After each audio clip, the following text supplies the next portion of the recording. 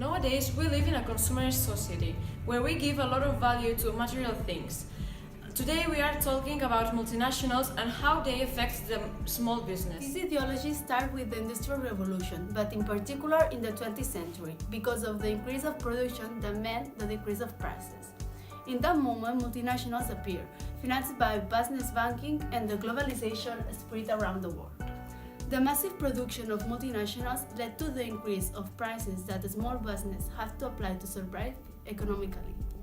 Technological innovations made the connection between multinationals and teenagers easier. Since the younger generations are more used to spending hours on their phones, either shopping online or watching adverts on social media, multinationals have increased their benefits.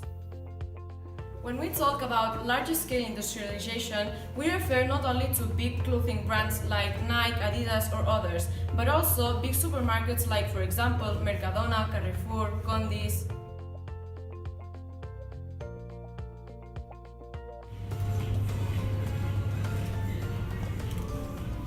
Supermarket is one of the businesses with most publicity.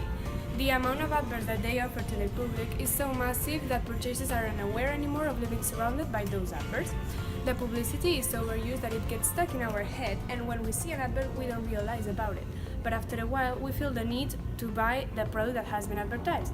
So, by using that much of publicity unfairly, supermarkets push people to buy unnecessary products. There are some special dates of the year when people spend more money than usual on presents and food. For example, Easter, Christmas, birthdays, anniversaries, and special occasions like weddings. Why do we spend so much money in these days? Nowadays, we live in a society that gives a lot of importance to other people's opinion. For this reason, people tend to buy more than they need, only to fit in a group. Multinationals have taken advantage of people's weaknesses and they have converted traditions in a way to earning money easily. For example, Christmas used to be a religious tradition and now it's based on consumerism, and for this reason, it's the time of the year when the industries have their biggest benefits. Moreover, some marketing strategies have appeared in the last years. They are based on manipulate offers since they are always true.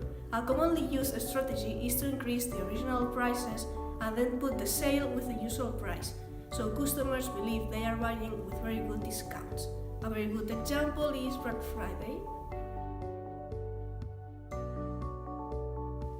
Do you wait until the sales to go shopping?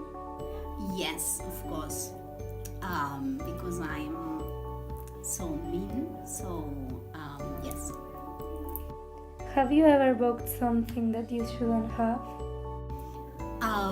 Yes, for sure. I think that sport clothes, for instance, is one of the most usual things because I always want to do sports, so I buy a lot of clothes and then I never use it. Which is the object that has more value for you? It's a necklace that my father did when I was a child. Do you let trendings manipulate your ideas? Do you know me? Of course not.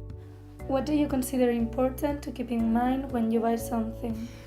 Of course, you have to keep in mind whether you really need the object or the thing that you're going to buy or not.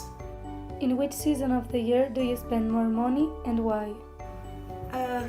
Actually, I think there are two seasons that in which I spend more money than usual. The first one is at Christmas time, of course, with all the presents and outings, and sometimes I go to my country in Holland in Christmas, so then I spend quite a lot of money. And I usually spend more money in summertime because you don't work and you go for a drink, you go out for a meal, and these are the two seasons which I spend most. How do you think we can avoid consumerism?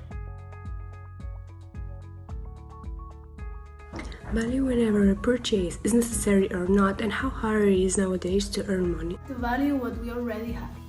We shouldn't give importance to material things and neither to others' opinion.